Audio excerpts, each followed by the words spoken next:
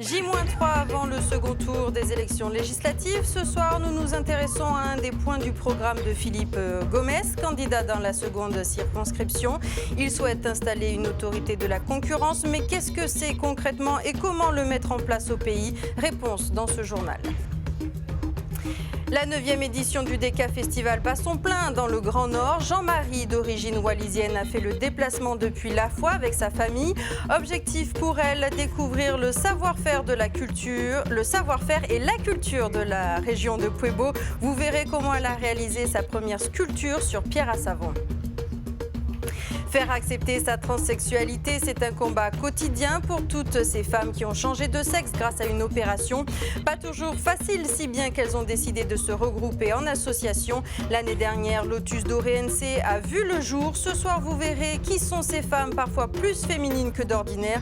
Comment s'entendent-elles entre elles? Qu'est-ce qu'elles défendent? Les réponses ce soir dans la suite de votre feuilleton documentaire. Un accord de dernière minute. Les principaux représentants du parti loyaliste, Philippe Gomès, Pierre Frogier, Gaël Yano et encore Pascal Vittori, ont fait une déclaration commune 3 jours avant le second tour. Ils vont faire union pour soutenir le candidat Gomès et le candidat du Noyer dans les 2 circonscriptions, la première et la 2e circonscription. Législative toujours, l'entre-deux tours. Marine Le Pen désavoue le FN de Nouvelle-Calédonie. Voici le titre du journal Le Point. La présidente du Front National a désavoué cette nuit pour nous. Bianca Henin, suite à son annonce de ne pas soutenir Philippe Gomès, candidat investi par le groupe républicain UDI dans la seconde circonscription. Cela contredit les consignes de Louis Alliot, vice-président du FN, qui appelait mardi à voter contre et pour les candidats, les candidats non indépendantistes. Bianca Henin ne donnera donc pas ses 4400 voix aux députés sortants car elle lui reproche, je cite, d'avoir appelé à voter contre Marine Le Pen au second tour de l'élection présidentielle en faveur d'Emmanuel Macron. Hier, en conférence de presse, Bianca Henin a annoncé qu'elle votera blanc dimanche et qu'elle laisse ses électeurs libres de choisir en son âme et conscience.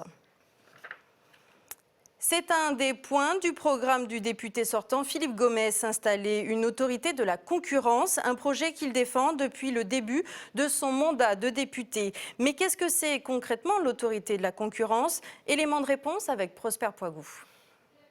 L'autorité de la concurrence est une autorité administrative indépendante, c'est-à-dire qu'elle n'est pas soumise au pouvoir politique. C'est une sorte de gendarme qui doit veiller à ce que la concurrence fonctionne sur différents marchés au bénéfice des entreprises et des consommateurs. Concrètement, l'autorité de la concurrence pourrait par exemple empêcher des rachats ou fusions d'entreprises si l'autorité constate que cela permet un pouvoir de marché qui risque de restreindre la concurrence. Les accords ayant pour objet d'accorder des droits exclusifs d'importation à une entreprise seront interdits. Si des abus sont constatés, l'autorité de la concurrence peut prononcer des injonctions en cas de situation de monopole. Les pratiques anticoncurrentielles peuvent être sanctionnées pénalement avec des amendes pouvant aller jusqu'à 8 500 000 francs CFP.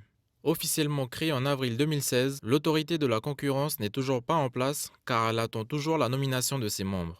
Le président, qui exerce ses fonctions à plein temps, doit faire l'objet d'un vote à la majorité des 3/5 au Congrès. Un article de la DNC annonce que l'autorité de la concurrence est dotée d'un budget de 200 millions de francs CFP.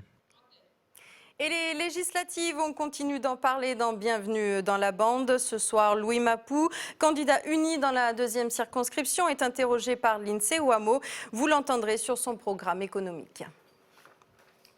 La 9e édition du DECA Festival. Depuis hier, une centaine de personnes est rassemblée sur le site de Mahamat à Pueblo. Parmi elles, Jean-Marie, habitante de La Foi et d'origine wallisienne. Avec sa famille, elle participe à cet événement. Pour elle, elle souhaite apprendre à mieux connaître l'autre. Natacha Ogui les a suivis. Reportage. Ok, on va faire une tortue. On va sculpter une tortue sur la pierre savon. Avec l'aide de son amie Kenza, Jean-Marie, habitante de La Foi et d'origine wallisienne, apprend à travailler pour la première fois la pierre savon. Elle apprécie beaucoup l'atelier. Oui, j'aime bien. Ça détend. Voilà. Ça change un peu, quoi. Je change de rester toujours à la ville. De son côté, Alexis découvre l'univers de la culture kanak avec la fabrication de la flûte traditionnelle. Et après, ça dépend comment que tu veux. Si tu veux une flûte à un tour, à deux tours, à trois tours, à quatre tours. Pas à 3 tours. À trois tours. Voilà, ça c'est la première façon de mesurer, c'est celui-là que tu as fait. Pour Patrick, le papa d'Alexis, les autres communautés du pays doivent profiter d'événements comme celui du Deka Festival pour apprendre à connaître l'autre. Voilà comment on vit ici en Calédonie. C'est le partage, la découverte de notre culture. Mérisienne, wallisienne, cette fois c'est le... On vit ensemble, et on n'a pas le choix, c'est pas grand la Calédonie. Ce sont 10 ateliers qui sont proposés pour cette 9e édition du Deka Festival. De la vannerie en passant par la sculpture, la cuisine ou encore la teinture traditionnelle. Clôture du festival demain avec un concert Kaneka. Toute cette semaine, notre feuilleton documentaire est consacré à la transsexualité et particulièrement à l'histoire de Angelina, devenue femme il y a 2 ans grâce à une opération. Depuis le début du feuilleton, elle nous montre que devenir pleinement une femme est un parcours qui est long et semé d'embûches. Les jugements, les regards, les traitements médicaux. Aujourd'hui, sa famille a accepté son choix de vie, mais ce n'est pas le cas pour toutes. L'année dernière, l'association Lotus NC, défendant la cause de la transsexualité, a vu le jour. Océane Zobler, qui a réalisé le documentaire pour Calédonia, était présente lors de l'inauguration et a rencontré toutes ces femmes pour savoir et pour mieux comprendre leur combat.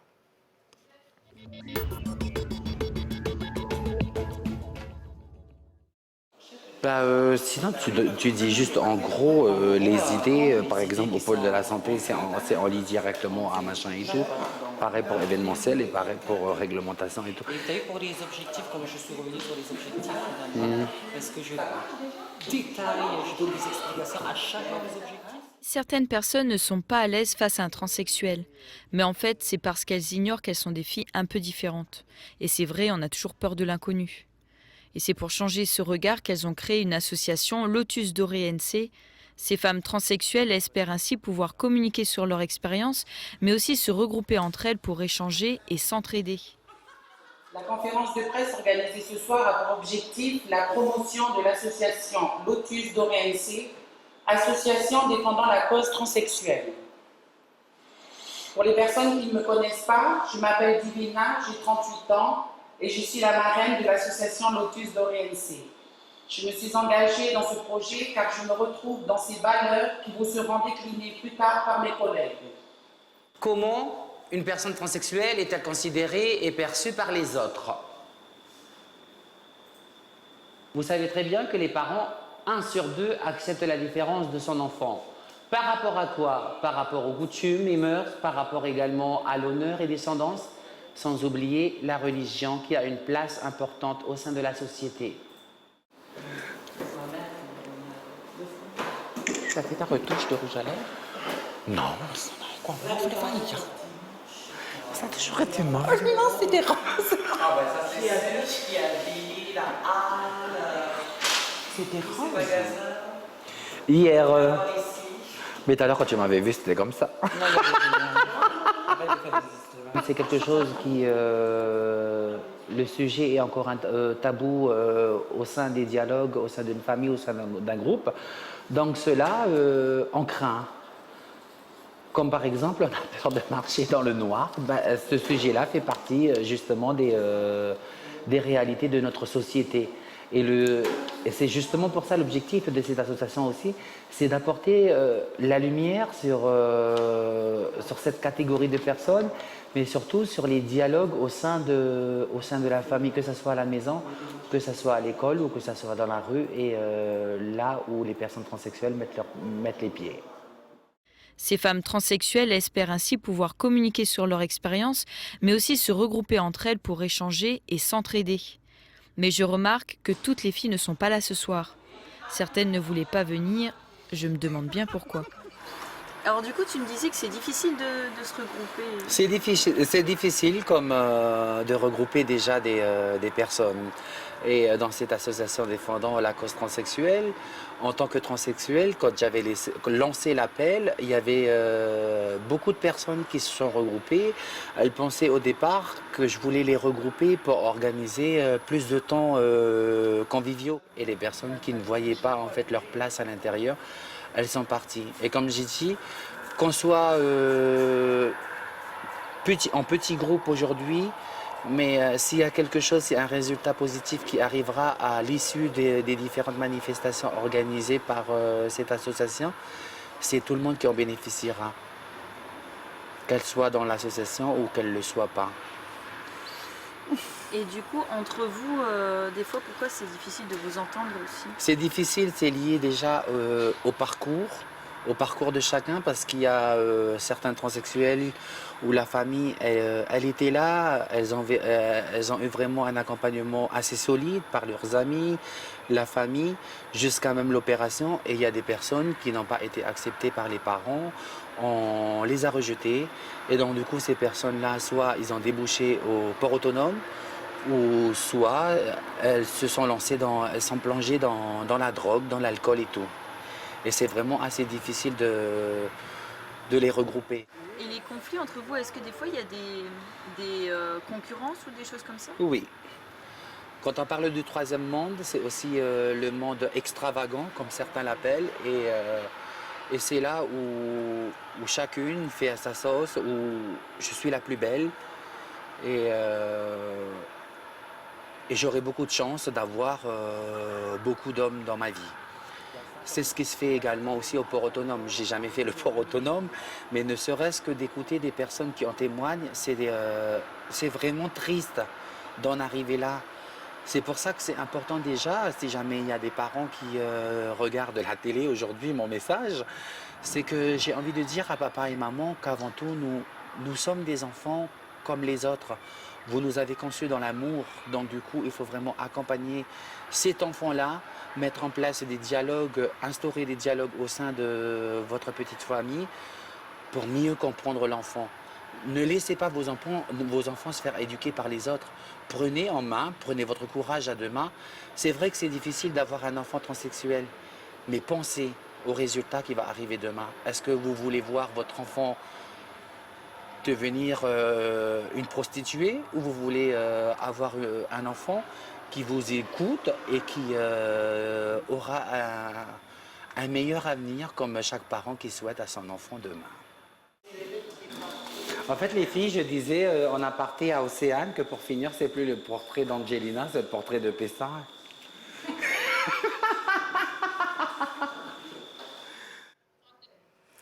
Aujourd'hui, Angelina ne fait pas partie de l'association Lotus d'Oréense. Demain, elle est l'invitée de Bienvenue dans la bande.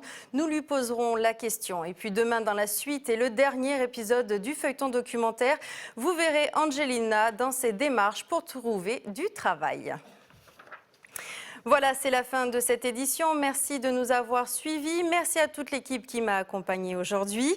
Tout de suite, à suivre la météo et l'émission Bienvenue dans la bande. Vous entendrez Louis Mapou, candidat du Parti Uni. Il est interrogé par l'INSEE WAMO sur son programme économique. Et puis, vous avez rendez-vous avec Mara Lourde et Chloé Yentao. Elles feront le bilan de l'événement La Nuit des musées. C'est tout de suite avec Falaï Ouedro. Merci, à demain.